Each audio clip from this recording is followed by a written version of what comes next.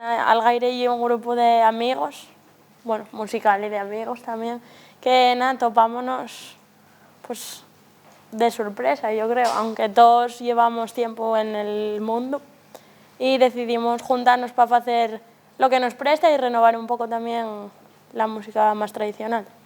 Y bueno, pues Coralima era el primer disco que pusimos mucha ilusión y trabajo en él y que bueno, está dando unos frutos bastante buenos.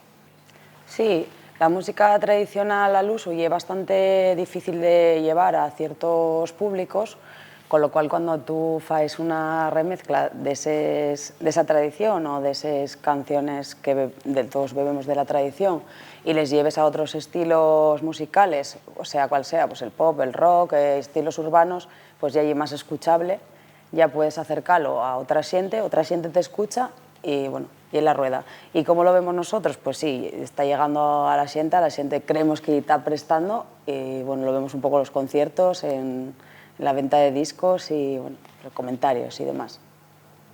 A ver, fue un fenómeno bueno, todo lo que sea bueno, o sea, todo lo que conlleve el reconocimiento y que la xente conozca un instrumento y un tipo de estilo musical y que sobre todo que la xente mozo que no lo hubiera conocido de otra manera se interese por ello y es muy bueno.